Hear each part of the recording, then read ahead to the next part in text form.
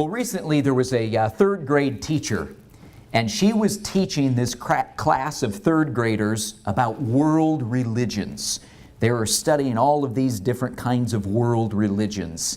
And she asked her third grade students to take out some paper, and she distributed some crayons, and she wanted them to draw something that symbolized their family's faith.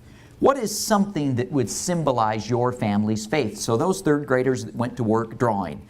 Well, about after an hour or so, she said to the kids, "Okay, who's willing to share their artwork?" Well, 4 of the third graders were willing to share. And so the first one that got up was a little boy, and he said that he was Muslim and his family was Muslim, and he held up his artwork, and it was a picture of a prayer rug. And the teacher complimented him on his artwork and thanked him for sharing. And then next up was a little girl, and she said that she was Jewish and that her family practiced the Jewish religion, and she held up her artwork, and she had drawn a picture of a Jewish menorah. And the teacher complimented her on her artwork and thanked her for sharing. And then a little girl got up, and this girl said that she was Catholic and her family practiced the Catholic religion, and she held up her artwork, and she had drawn some rosary beads, and it had a cross there at the end. And the teacher complimented her on her artwork and thanked her for sharing.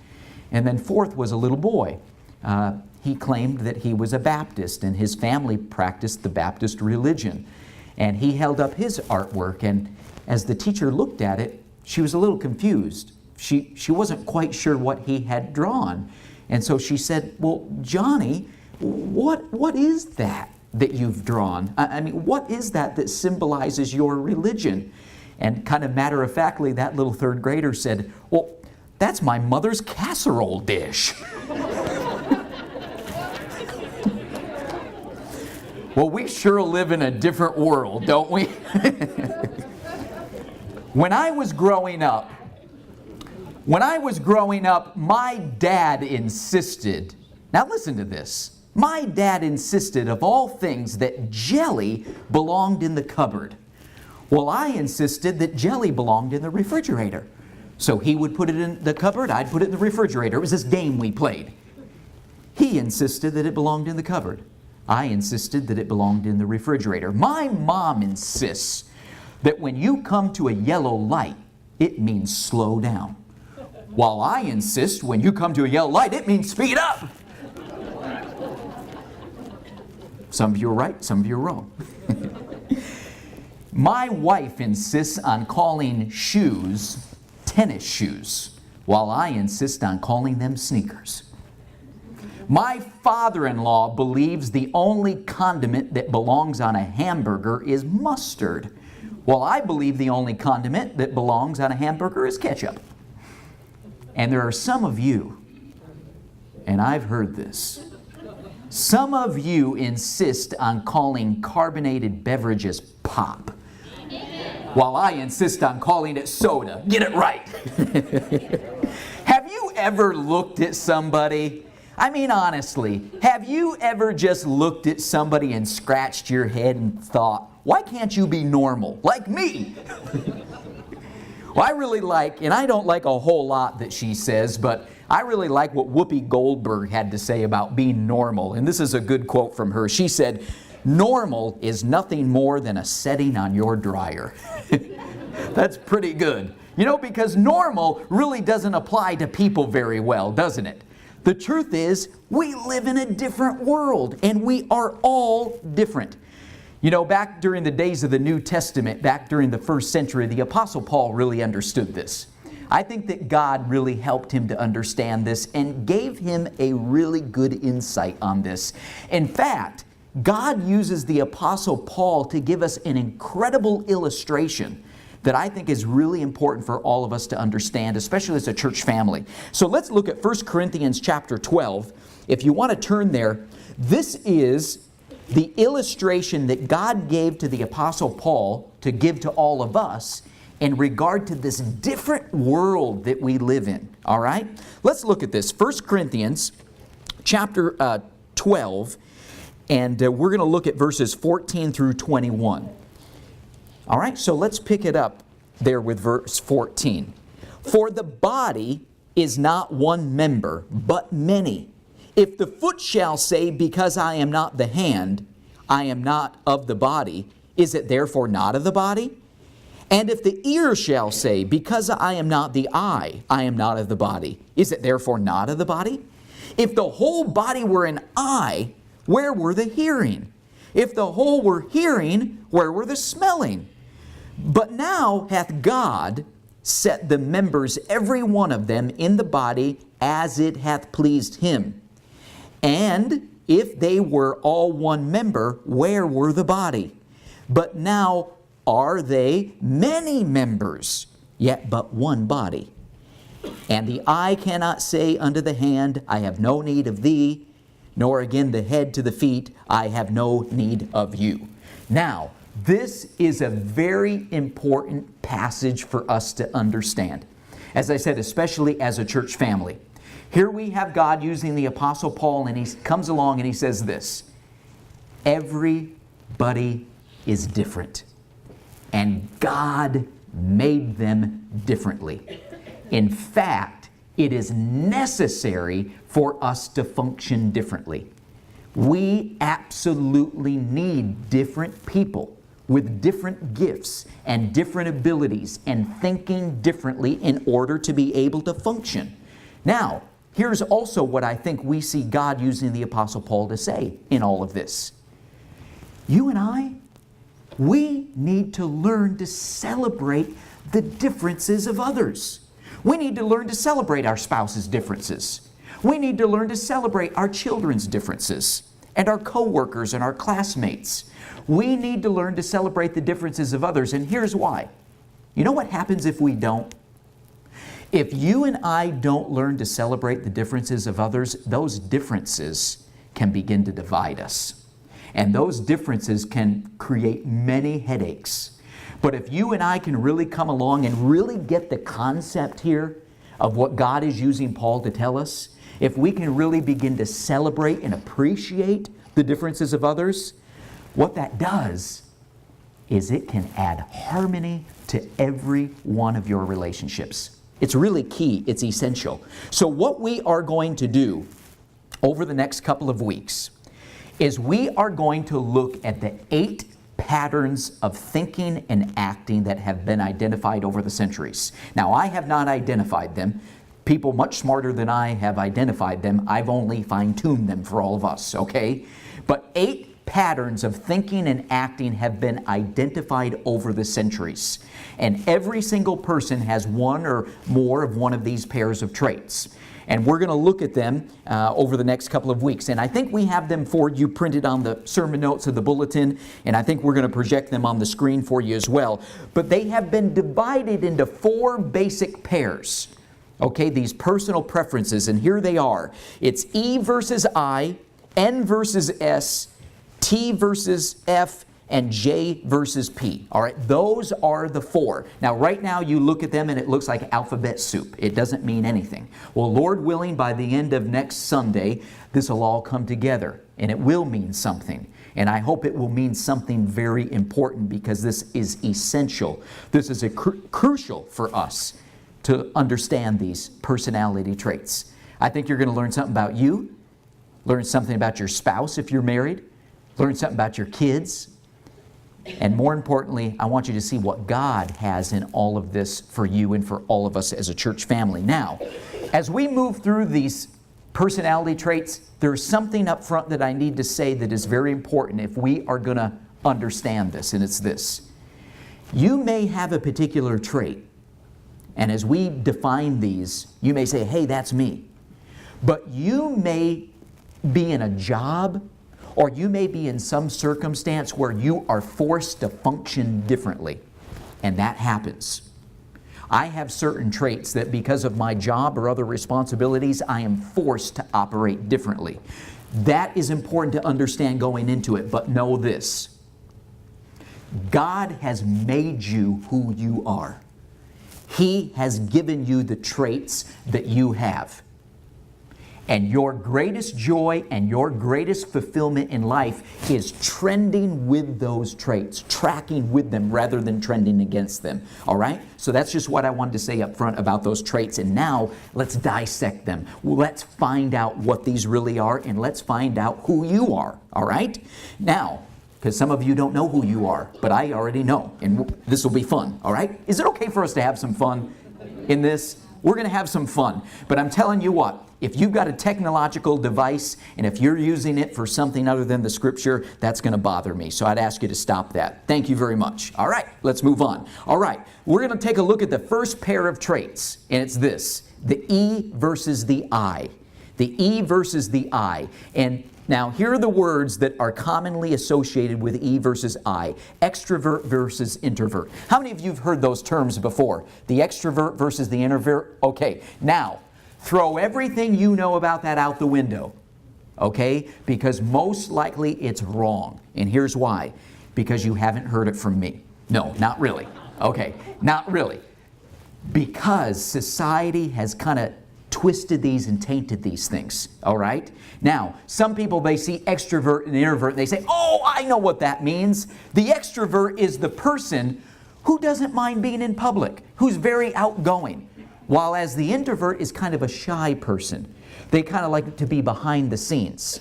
Well, here's what I want you to know up front.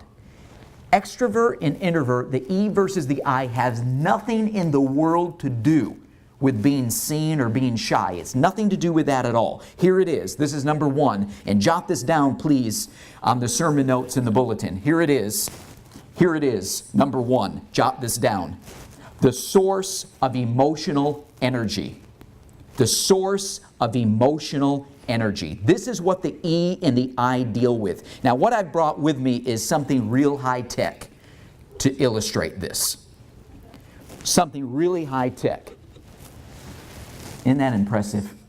I did that all by myself. I got that cup and put water in it and drank a little bit. All right, now, every single one of us, every human being on the planet, every one of you in here has an emotional tank. Every single one of us. Now, you maybe you didn't realize that before, but you do. Now, here's what's interesting. There are certain activities that will charge your batteries. I mean, they will really charge you up and energize you. It'll fill that tank. On the other hand, there are activities in your life that will drain your batteries. They'll just run you down. It'll begin to burn that emotional fuel that's in your tank. Now watch this. Not everybody is charged up by the same things. And not everybody is drained by the same things. This is where the E and the I come into place. Remember, I had you jot down number one. It's the source of emotional energy. Now, let's tell you about the E, all right? Here is E. Commonly, it's referred to as extrovert, but I believe it's better understood as this, experience-oriented. I believe it's better understood as experience-oriented, and you'll know what I mean by that, all right, in just a moment, all right? The experience-oriented person is people-prone. They are energized by being with people. When they are on with people, their batteries are being charged. I mean, they love being around people. The more, the merrier. Because as I say, when they are on with people, that emotional tank is being filled. They are getting charged up. While on the other hand, now here's the I, the introvert, okay? Now, I believe the introvert is better understood as idea-driven. Idea-driven. Now, the introvert, or the I, the idea-driven person, is more privacy-prone. Is more privacy-prone. They are energized by ideas and by being alone. Now, something that's very important to understand, because people, idea-driven people, are almost always misunderstood. Okay? It does not mean that they do not like people. And it does not mean that they do not like being around people. But here's what it means. It means when they're on with people, the batteries are being drained. And so they need some time to get alone to recharge the batteries. All right? So keep this in mind. The E is being charged by being around people. When they're on with people, oh man, that tank is getting filled. Well, where the I, the idea-driven person, when they're on with people, the batteries are being drained, so they need to get alone. Now, all I can use for an examples, or at least all I'm allowed to use for examples, I could use some of you, but I'm going to use Kendra and I, okay? Kendra and I are at the opposite ends of this pair of traits, all right? Now, as you probably could guess, I am the off-the-chart E, okay? Off the chart.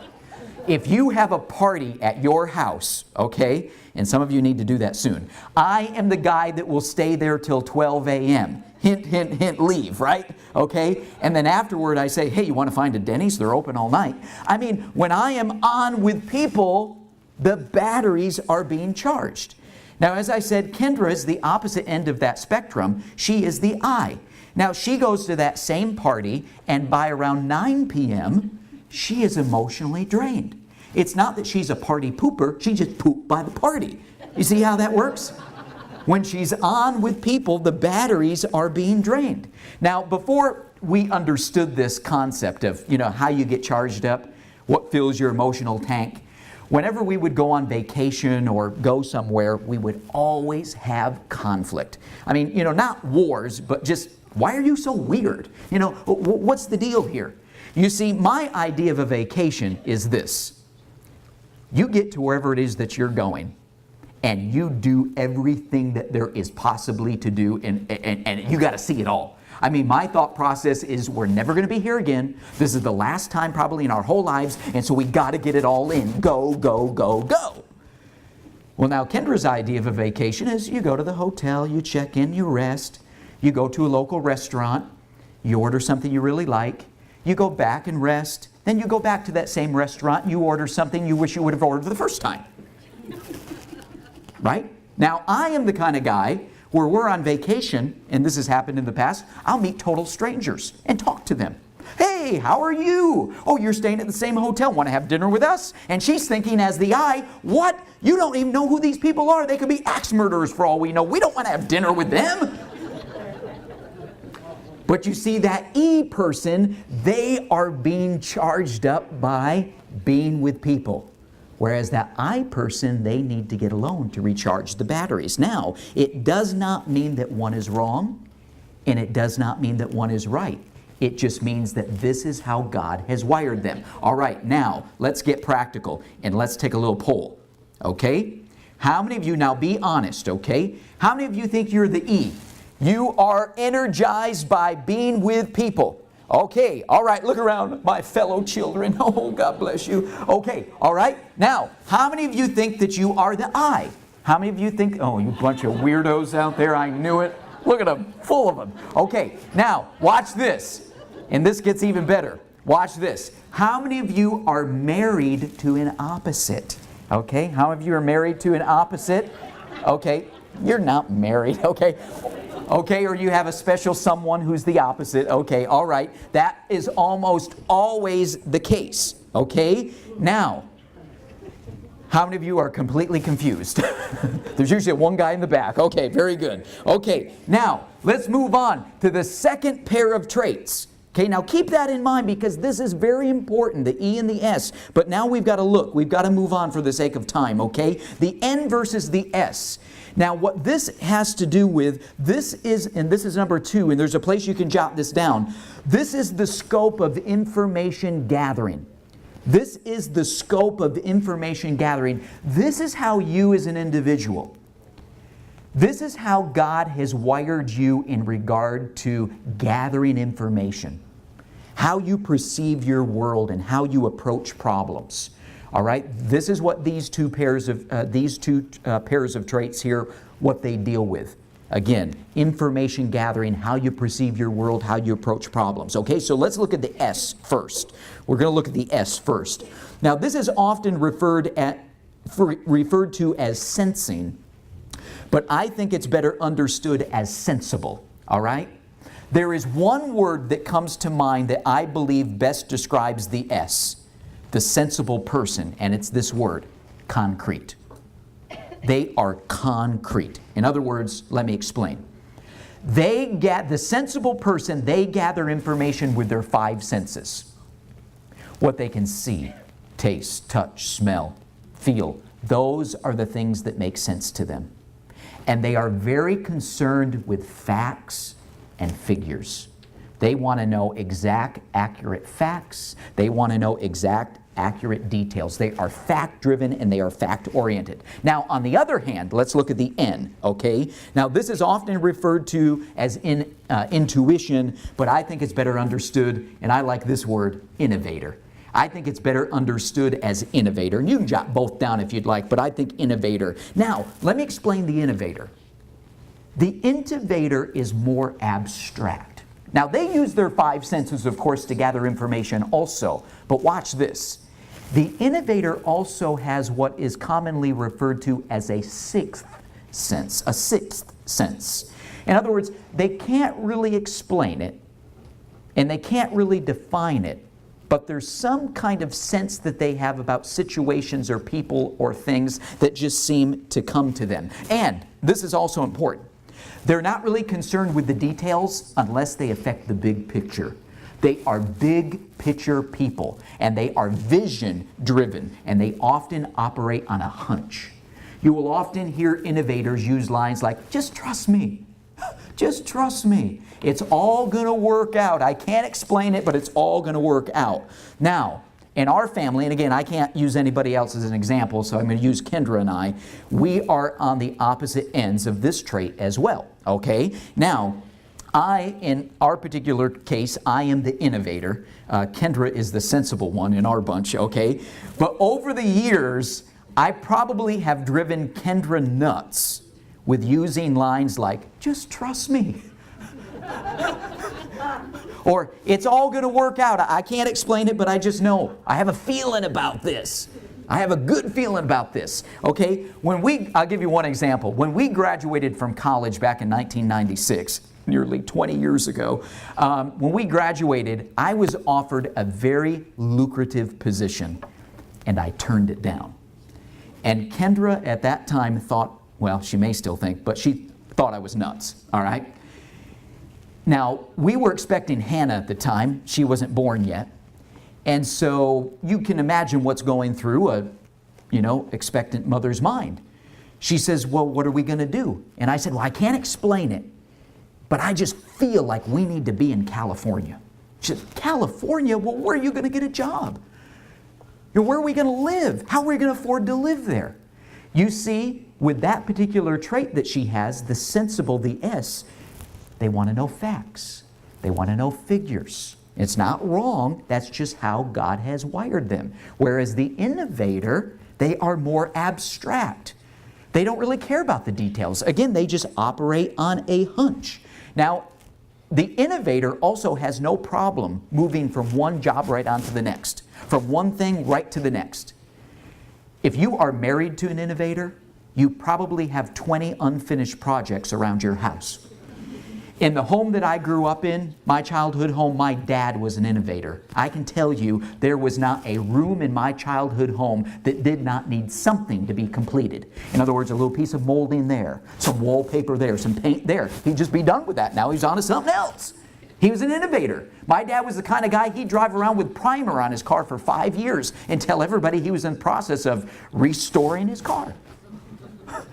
You see, that's the innovator. Whereas the sensible person, that S, says finish the task at hand. Finish that and get it done, then we'll move on to something else. Now I want to tell you something else about the sensible person when it comes to the word change. Change to the sensible person, oh no. Change is scary territory. Change can often be viewed as a threat. It's very dangerous. They see it as a scary thing. Now, as I told you, Kendra is the S. Now, when our kids were real young, one of the things that we liked to do when they were real young, especially after dinner or something, is we take the kids for a walk. Just through the neighborhoods and things like that around where we lived. Well, what I would do intentionally, and I would admit it, is intentionally I would take the same route for 2 or 3 days in a row. I would turn right there, turn left there, and all that. And then just about the time she thought she knew exactly where we were going, maybe on that 4th day, I'd change the route. I'd turn unexpectedly. She would get this look of bewilderment on her face like, oh no, a change in our route? What has happened? You see, now it's not wrong. It's just to the sensible person, change can sometimes be viewed as a threat. It can be viewed as something that is not very delightful. Whereas the innovator, the I, they think change is delightful. They can't wait for change. When I was growing up, I had a babysitter. Her name was Mary Dorigo when I was just real young. Mary Dorigo, about every time I came to her house, the furniture in her living room was in a different place. I mean, she just loved changing the furniture. She would say, oh, let's see what it looks like this. Let's see what it looks like this. You see, to the innovator, change is delightful. They love all that. Whereas the sensible person, they haven't changed anything in 50 years. I mean, and I've been to some of your homes, and I know how that looks. So to the innovator, or to the sensible person, they say, why change? To the innovator, they say, why not? They say, why not? So, what we need to do is be honest and take a little poll. All right? How many of you think that you're the innovator? You say, come on, bring on change. Okay, you're the new deacons and trustees. Okay, all right, very good. Okay, look around. Okay, you're the innovators. Okay, how many of you think that you're the S? You're the concrete. You're the fact-driven. All right, very good. All right, I'll be in prayer for all of you. All right, very good. Now, how many of you who are married or have a special someone, how many of you have the opposite? Okay, you're in an opposite relationship. Okay, all right, very good. All right, that's usually the case, almost always the case. And how many of you are still confused? Okay, still that one guy. Okay, we'll help you out here in a while. Okay, but here's what we need to understand, and this is how we're going to conclude. We have a verse of Scripture that we're going to look at, but before we read it, I think it's very important for us to reemphasize a couple of things. We live in a different world. And we have looked at these traits this morning not to say one is wrong and one is right, but to say each individual is gifted and created by God the way that they are. And what we need to do, you hear me? What we need to do is stop looking at people and saying, why can't you be normal like me? I mean, even in churches, we set aside love often. And we can get very judgmental. And we can start comparing people to people. Well, this one does this, but this one doesn't do this.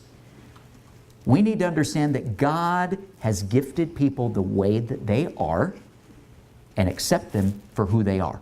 All right, now, I want to read to you what God uses Paul to write in Romans chapter 15 in verse 7.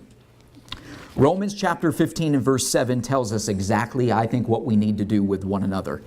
Here it is, verse 7. Wherefore, receive ye one another. Watch this. How? As Christ also received us to the glory of God. Friends, we bring glory to God when we accept one another and when we love one another just the way God made them. Would you bow with me as we have a time of prayer and reflection this morning? Every head is bowed, please, and eyes are closed. And this is just a private time now between me, you, and the Lord, giving us an opportunity to reflect just upon what God has shown us here today. This morning, I do hope that you've learned something about yourself. I hope maybe you've learned something about your spouse and maybe your children, a friend sitting next to you. But I hope more importantly, as a church family, we will see the importance of loving others just the way God made them.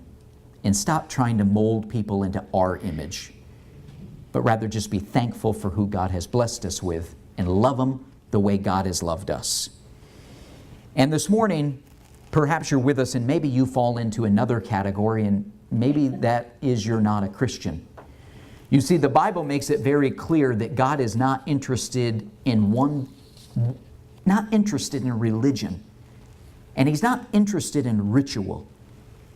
But what He's interested in is a relationship with you.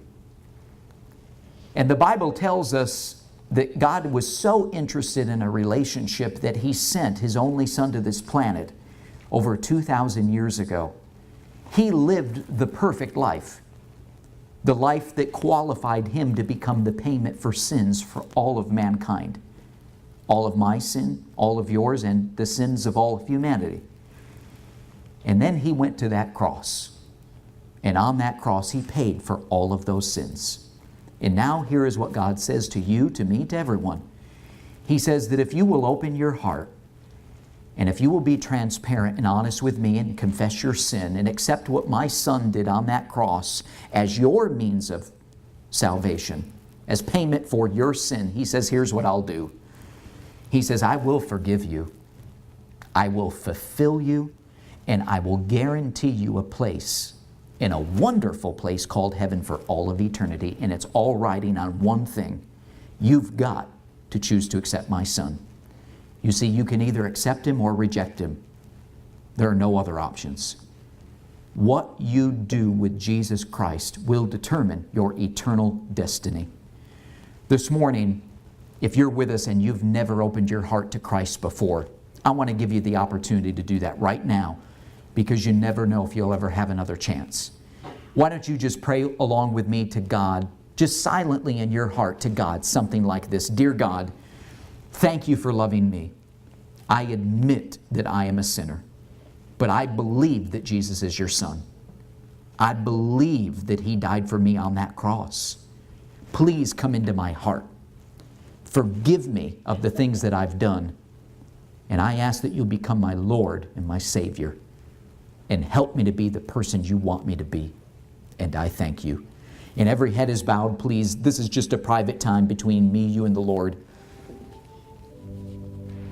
If you prayed that along with me today, I'm not going to point you out or come to you, but I do want to remember you in my prayer time. If you prayed that along with me today, would you just slip your hand up and put it right back down? All you're saying is, Pastor, I did pray that along with you today. Would you remember me in prayer? Anyone like that today? Just slip it up and put it right back down. That's all. Father, as we bow...